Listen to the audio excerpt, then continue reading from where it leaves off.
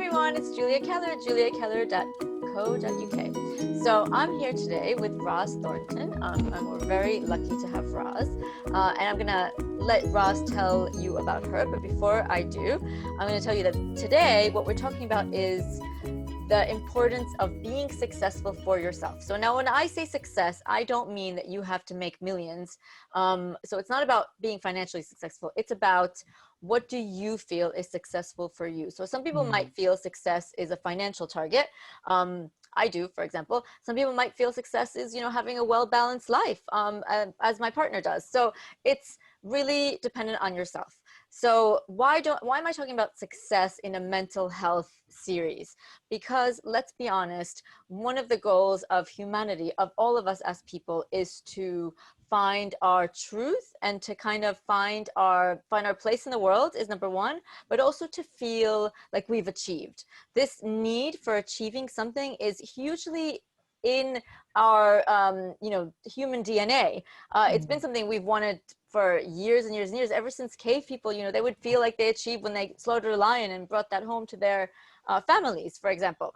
So our need to achieve and to be somebody is ingrained in us. And it's really important to our mental well-being. I mean, the amount of clients I've had who have come to me and say, I don't feel like I'm somebody. I feel like, and this is what makes me unhappy. I feel like I haven't achieved what I want to achieve. I feel like I'm just a clog and I'm invisible or something, it's really important for us to feel like we've achieved what we want to achieve. And sometimes the journey towards that achievement is actually what makes the difference between mental well-being and mental, let's say, boredom and shriveling.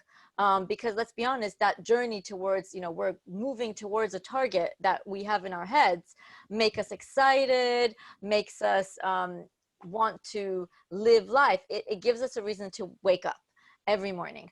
So today we're going to talk to Roz about how she helps people to find that drive and that success within them. And let's be honest, all of us has the ability to be successful, whatever our name for success is, whatever it is that makes us feel like we have got there.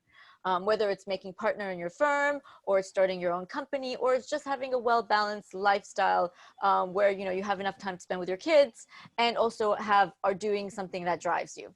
So Roz, without further ado, please tell us a little bit more about yourself and how you got into what you're doing and how exactly you help people. Yeah, so my name's Roz Thornton, as you said. I'm a life coach.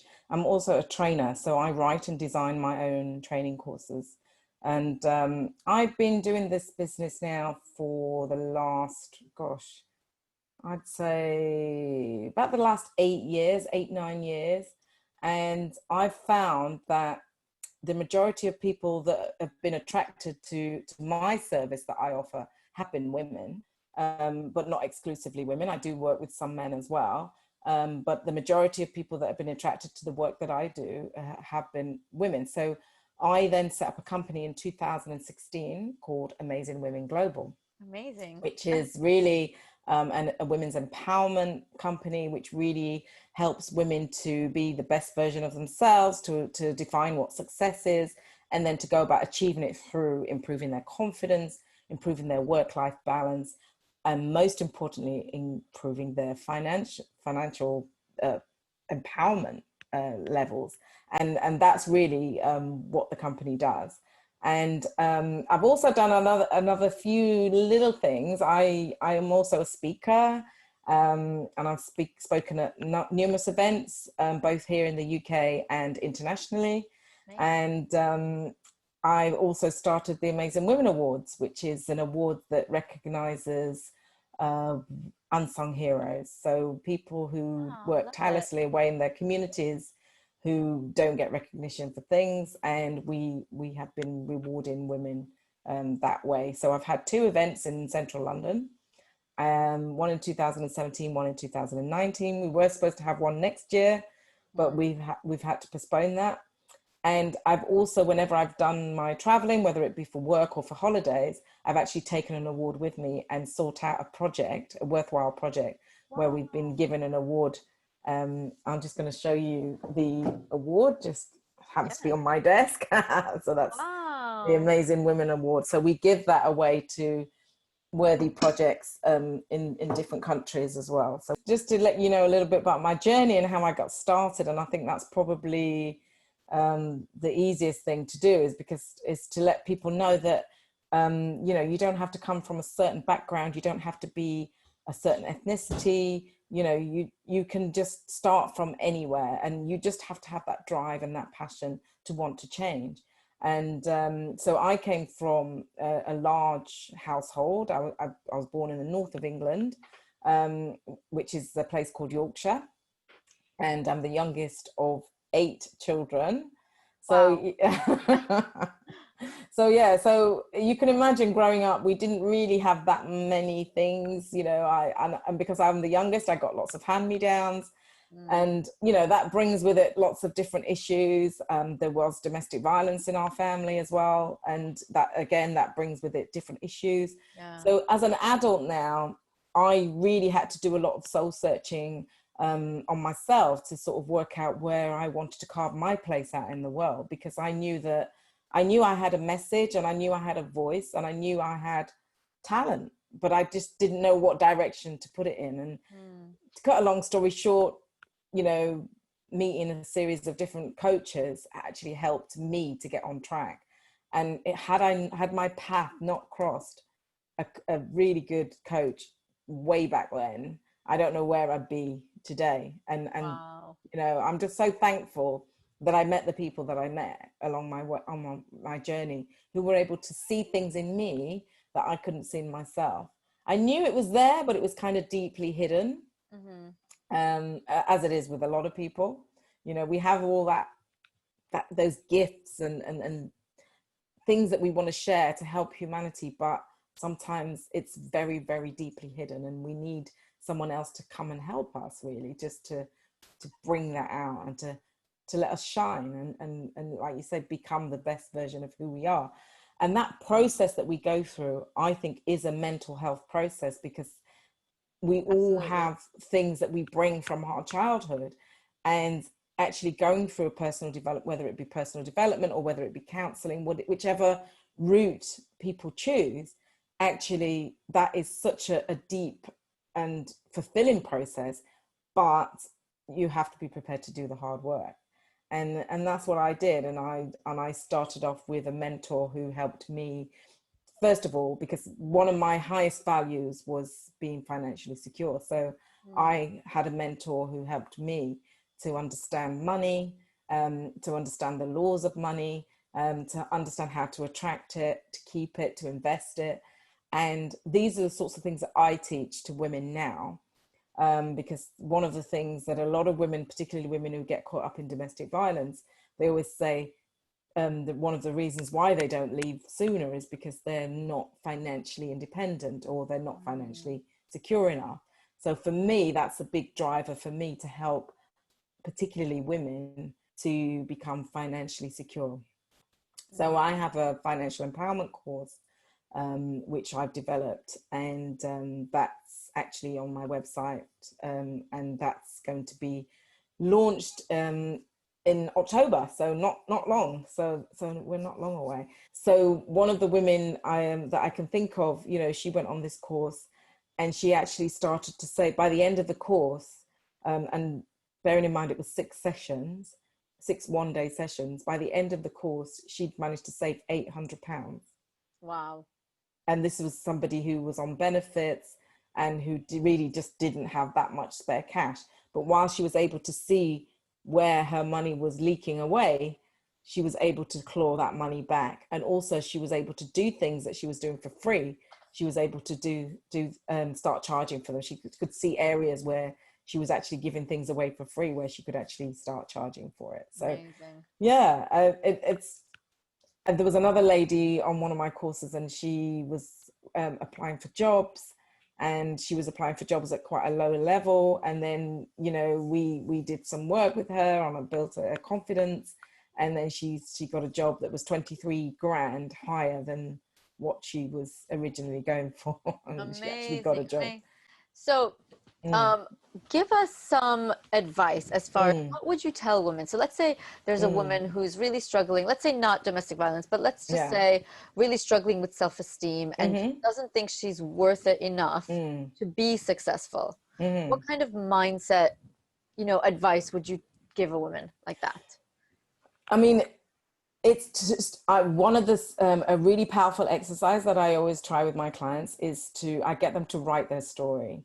Okay. So I just get like a blank piece of A4, and Mm-hmm. I get them to quickly write their story. So what has happened to them that has brought them to this point today, Mm. without going too deep, but we just literally a 5 minute, like quickly write out their life story, and I get them to read it to me, and then I say to them, so how does that make you feel? So we then connect with the emotions. Mm.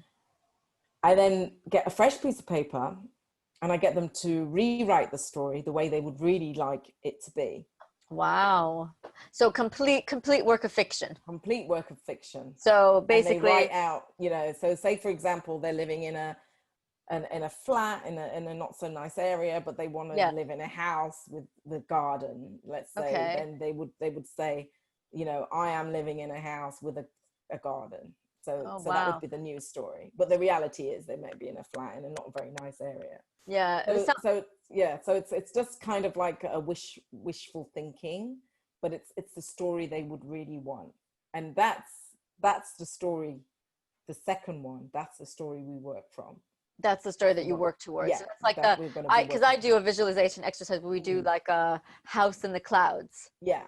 And it's like, okay, what is this life that you Mm. have with that house in the clouds? What does that look like? They said, oh, in my old story, was with this guy from my 30s all the way to 45, and I lost the chance to have kids. In my new story, I had a child when I was 35 and another child when I was 37. You know what I mean? They can't, No, the news can't story, regret it can only be something that they want to the happen in the future. future. Yeah. Right. Okay. So Yeah. it's the future paced. Yeah. So Right. it's the future you. What would you tell clients who feel Mm. like they regret lost time? Because Uh, I get a lot of those clients. yeah, I'm sure there's a lot of people watching who have we have a lot of people who sort of look back, but I work with people to not regret anything that they've that. done, Right. because everything that they have done, they have learned from it. So it's Right. really about what have you learned from what has Yeah. happened to you. Your experience is your experience. Right. Your experience is very powerful, and everybody's experience is different, and we all have to learn something from that experience. We cannot change time. We can't go Mm. back and change things. So we can only go back and then work out what we have learned from them, and also break ourselves free from Right. some of that limiting thinking and those limiting beliefs we have around that. Yeah. Because So then they everything is would, a lesson, basically. yeah, everything is a lesson, and obviously there are some limiting beliefs there Yeah. as well. So we have to work with that as well, because there's always layers. Yes. When people say, oh, I wish I'd still been with this Yeah. guy 10 Exactly. years ago, I'm Or I kind wish of I thinking, hadn't. Or I wish I hadn't given him 10 years of my life. And now yeah, I wish, still but I have. then, so, okay, so then we have to look at the thinking that's keeping them stuck in that reality. Yeah. Yeah. So Yeah. it's So really about breaking that cycle of limiting belief, yeah. about keep going back and thinking about the past Yeah. and why they're doing that. So I mean, we for have to break. women, I can say personally, and I just think for a lot of Mm, my clients, I think one of the really different, and like I told you before we started rolling the video, a lot of most of my clients are between the ages of 35 and 65, let's say, mm, is that kind of that prime ages of, when we can still make a difference, we can make a difference in those ages, but it's really the ages that we can still make a difference, meaning if you're 85, it's more difficult to make a difference to your health and many other things when you're 85 than when you are 65, let's say. But also you start to feel your mortality at around somewhere like mm, 35. You might not feel your mortality at 21. You just mm, are not thinking about that at 21, when you're. So yeah, so I have clients that that whole prime area of, I think, when you realize are mortal, you're not going to live forever, kind of thing, which is what you still think when you're a teenager or when you're in your early 20s. And then from there to time is flying past me, somewhere around 39, 38, 37, 38, 39, let's say for a woman. Because let's be honest, our biological clock has a lot to do with how we feel. And then time has flown past me, which happens somewhere between 45 and 50.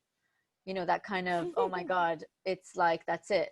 It's somewhere around the time when we stop being fertile as women that we start realizing, you know, what am I now? I've wasted so many years. Yeah. And I get a lot of these clients where it's the, you know, I gave up all this stuff and now what do I do?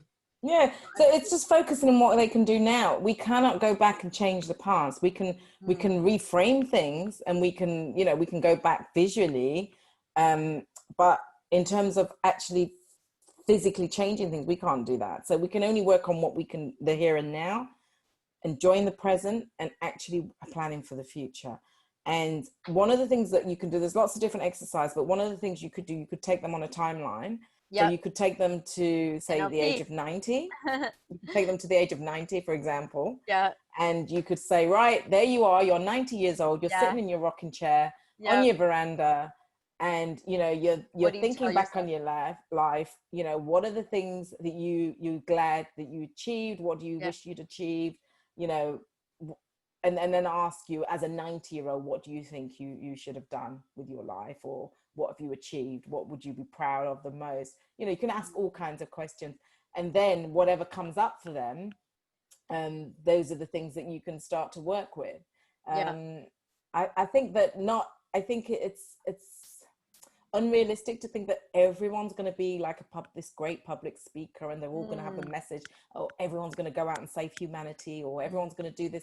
Maybe success for you is just having a balanced life, balancing a job with a family, and bringing up 2 or 3 healthy, well-rounded children. Maybe that is success for you, you know. Absolutely. Or keeping a roof over your head. It doesn't have to be this great big, you know, and this is where people fall into the trap of comparing their lives with somebody else's life, you know, and sort of saying, oh, you know, I should be doing this and this and that. No, you do what's right for you. And I think this is where, when you do some work with a therapist or a coach, you can bring out some of those deep hidden talents, and those deep and hidden kind of wants and desires that sometimes we do suppress. And once we know what they are, because I didn't know what I wanted to do. I think, you know, I became a coach when I was like nearly 40, you know, so it's kind of like we do all kinds of jobs, don't we? Because for one reason or another.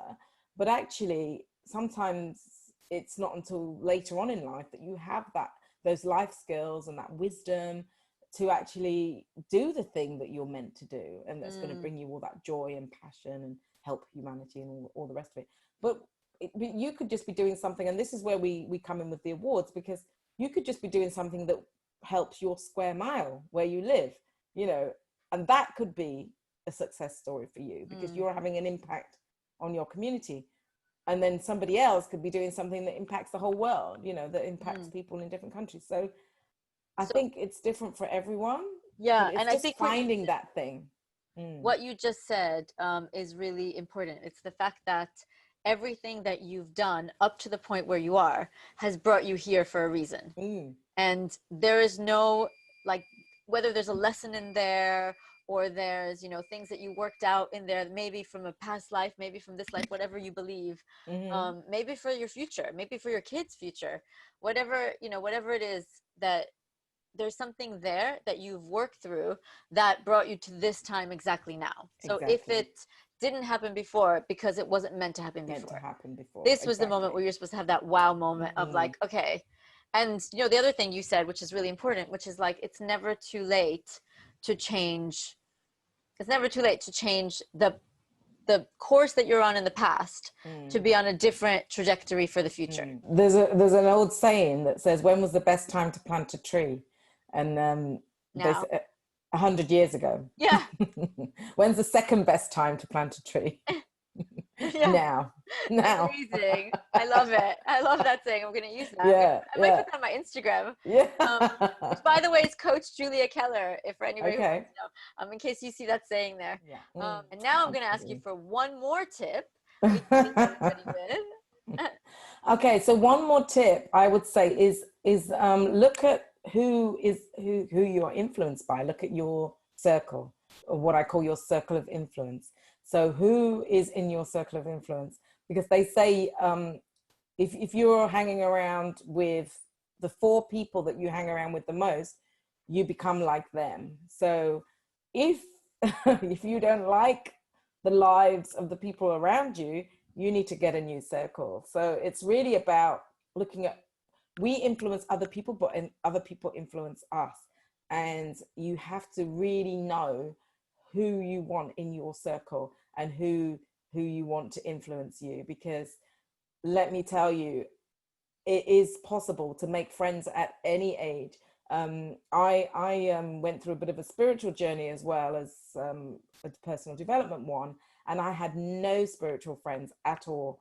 And I kept saying, I want more spiritual friends. And you know, the more I focused on it, then eventually I did become friends with people who were more spiritual, and I was able to fulfill that part of my life that wasn't being fulfilled before. So it is possible, but you just have to know what it is that you want. Amazing. Really. But I just say to people, be careful who you have around you, because they will influence you, whether it be positively or negatively. That's really good. So basically, prune your circle of influence. Yes. Make sure that the people you have around you, and I just want to add to that, not just that they are the group that you want to be with, that inspires you, but also the people that make you feel good rather than making you feel bad. I mean, I'm one of these people who I don't believe in dumping friends. I keep friends for years, but but then I had one friend in particular who was like kind of a toxic friend. Like every time I would see her, she'd say something negative about me. And I was like, what's the point of this friendship? You know, what's the... And actually, my daughters are much better at this than I am, because they're like, she's a toxic friend. I don't want to be friends with her anymore. I'm more like, oh, but they're a nice person. There's something good in them. You want to find the good in everybody. But yeah, there's some people that just don't make you feel good. Yeah, just go with how you feel. Just go with how they make you feel. When you've left them, how do you feel? You should be feeling up there. And if you're not, if you're feeling down there, then they're not good for you. And I'm not saying go around and dump everyone, but you have to